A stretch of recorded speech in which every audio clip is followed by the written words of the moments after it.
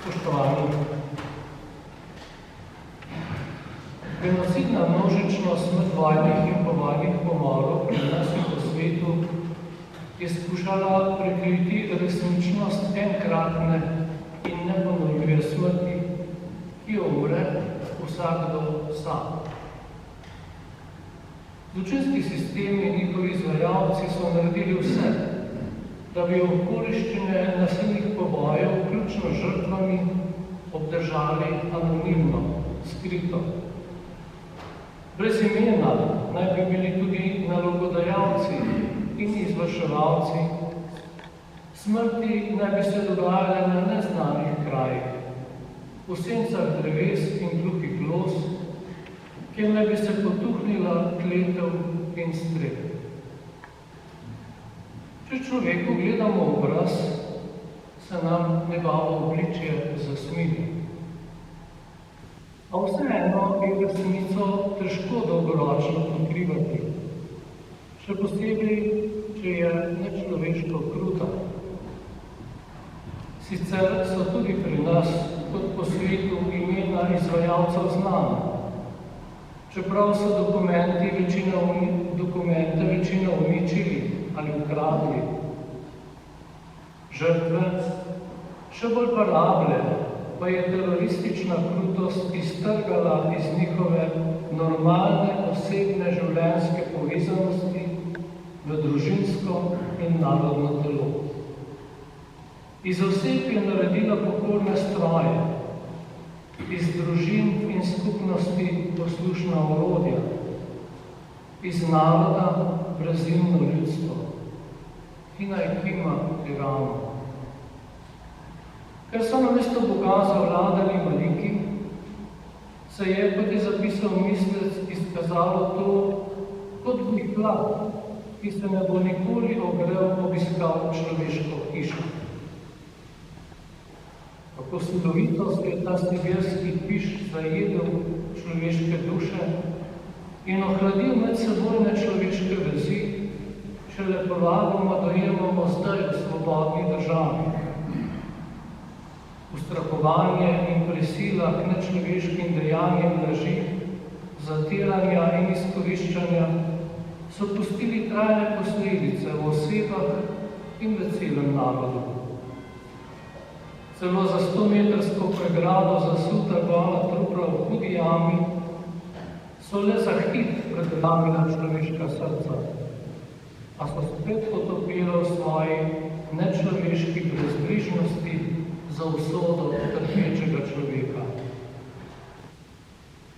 Kjer Bog ni več Bog, tam tudi človek ne more biti več človek, je zapisal Marjan Božanc. Mozaik resnice o pobitih pa se kljub temu v svojcih žrtev in krvnikov le polagoma, a vztrajno sestavlja. Kolikor bolj spet postajamo ljudje, to je osebna in odgovorna bitja, toliko bolj nas ta celovita resnica osvaja in osvobaja. Zato imajo žalne slovesnosti, kot je današnja, narodno očiščevalni pomen. Nekdanji anonimni ljudje, zgolj številke, ki so pripadali osovraženemu razredu, rasi ali narodu, spet vstopajo v človeški svet. Z njimi vstopamo van tudi mi vsi, sestre in bratje, vključno s tistimi, ki so ukazali ali izvrševali pomore. Iz herojev, komisarjev, sekretarjev, razrednih sovražnikov, kulakov in verskih glasnežev postajamo ljudje. Pri nas so bili oboji, krvniki in žrtve v glavnem katoličani. Med žrtvami pa še najbolj kmetje, podjetniki, samostojne osebe s srcem za dom in rod. Rabili so ubili v sebi svoje božje in človeško dostojanstvo in potem je bila odprta široka pot, ki vodi v pogubo drugih, pač pa tudi pogubljenje njih samih. Kdo mora opisati smrtne stiske pobitih, ki so jih ti zmogli preliti v molitev, medtem ko so rabili, kot je zapisal duhovnik, poznali le kletev, ki pa se je morda po neprespanih nočeh le spremenila tudi v molitev. Oboji pa so svoje skrite bolečine naložili potomcem. Kako preklensko se je razraslo opustošenje človeških duš, razsejalo sovraštvo in kako zelo je prodečila kri, ne le deželo, pač pa tudi duševnost. Ni treba spraševati psihologu in psihiatru, treba je pogledati v dušo Slovenca in v dušo naroda, kot poje Kajuh v Slutni in pravi, da bomo uživali ob krvi nedolžnih teles. O ne, kako sram me je. A se včasih zdi, da nekaterih sploh ni sram.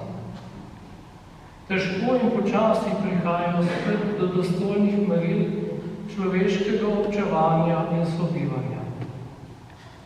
A zanje se je treba stalno in pogumno prizadevati, zastaviti za njih svoja življenja, kot so to storili naši predniki, profesor Lambert Ehrlich in vsi drugi možje in žene, med njimi vsi vi, ki vam danes po 75 letih vračamo svoj človeški dolg, in terja od nas, da vsakemu ob smrti zagotovimo, da je v miru položen v domačo zemljo. Ob slovesu verni ljudje molimo, obenem izlijemo svoje solze ob zemeljski ločitvi.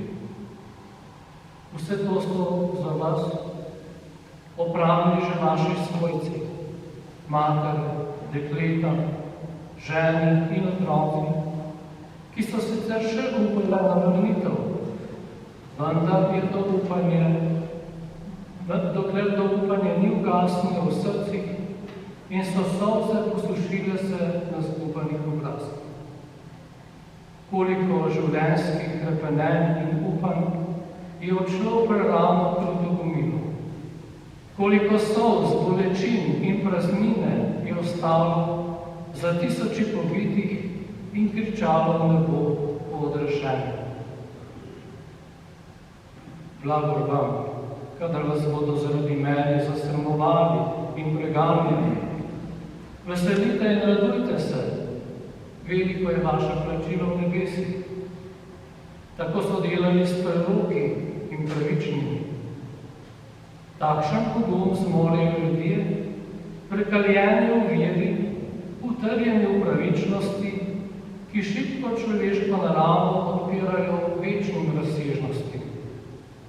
Med mučenci, ki so branili dom in rod, je gorela ta predanost, o čemer pričajo svete podobe, rožni venci na poti v močilnico pod Mecesnovo gorico in številnih drugih krajih naše okrvavljene domovine.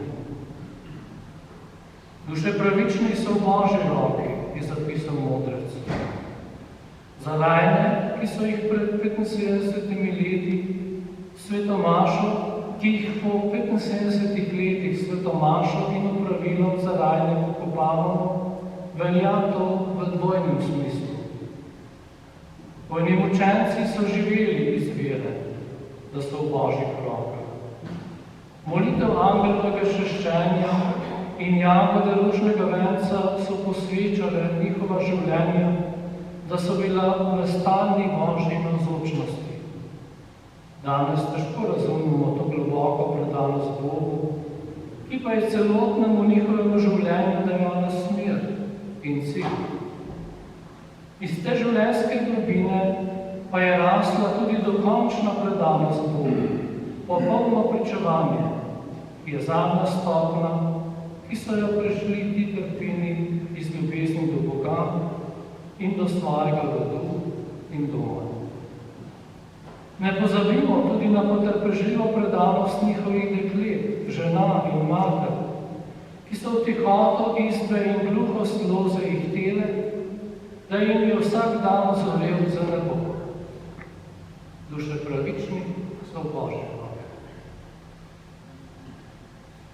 Za svoja človeška dejanja, spoštovane sestre in bratje, običajno razumni ljudje prevzemamo odgovornost, ker se zavedamo posledic neodgovornosti. Umislimo samo na usodni čas prve in druge svetovne vojne, ko so politiki lahkomiselno pahnili narode v strahotno morijo, tudi Jugoslavijo, z nepremišljenim ravnanjem bolje rad nego pamet, ki je izzvala Hitlerja in druge krvnike. Kako usodno je ta neodgovornost zadela Slovence. Po prvi svetovni vojni smo izgubili Primorsko-Koroško, pred 100 leti s požigom simbolni narodni dom v Trstu. V drugi se je nečloveškemu ravnanju tujcev pridružil še rojak, ki je v stiski uničeval brata, ter po vojni zakrivil tolike smrti, begunstva in pohabljanja človeških duš. V teh stiskah so številni, tudi vi, dragi bratje, ki vas danes pokopavamo, ostali zvesti, odgovorni za rod in dom.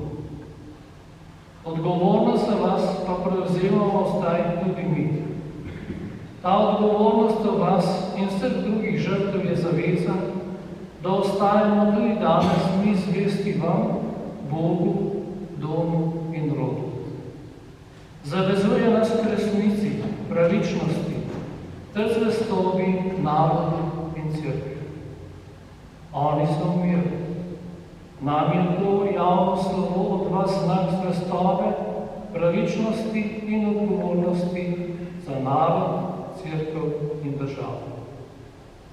Kristjani smo v teh razmerah poklicani, da bi v smislu blago tudi danes dosledno zastavili vse svoje moči za odgovorno, osebno in družbeno ravnanje.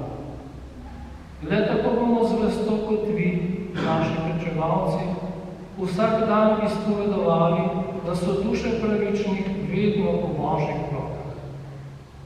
Kakor vi se zavezujemo tudi mi, prihodnim rodovom ohranjati dom in rod, ter očiščeno osebno in narodno zavest, ter prispevati k demokratizaciji naše domovine. Predvsem izpovedujemo, da tudi mi verujemo besedam blagrov in delujemo za uresničevanje Božje pravičnosti na zemlji, za njeno dokončno uresničitev pri Bogu, kar ste dosegli vi, spoštovani bratje, ki vas izročamo domači zemlji, verujoč, da so vaše duše že davno pri Bogu. Amen.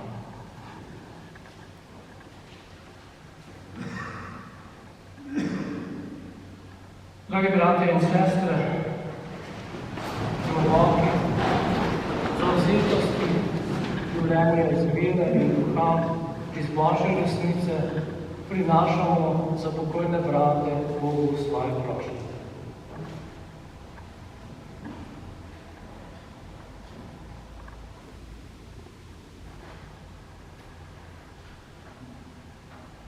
Gospod, ti si gospodar narodov in človeške zgodovine, prosim te, prisluhni našim prošnjam.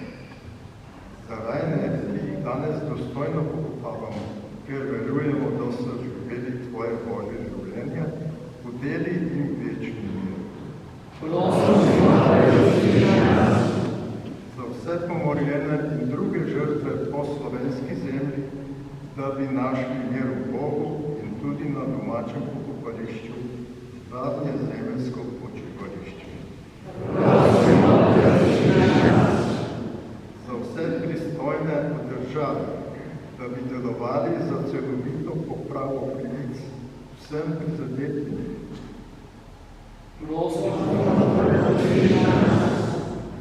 Za odgovorne, da bi samostojno Slovenijo in vse njene državljane ozirali po poti resnice, pravičnosti, sloge in miru.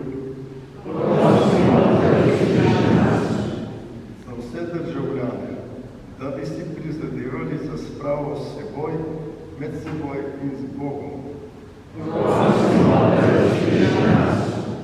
Za kristjane, da bi postajali vedno bolj odločni, zavzeti in zgledni števalci blagor. Za vse tukaj zbrane, da bi nas to javno telo od doslej Zemljčani napolnjevalo z vero in upanjem, da je vsako naše prizadevanje za sestre in brate blagoslov, ki rodi trajne sadove. In še po posebnem in namenu naših src. Prosimo te,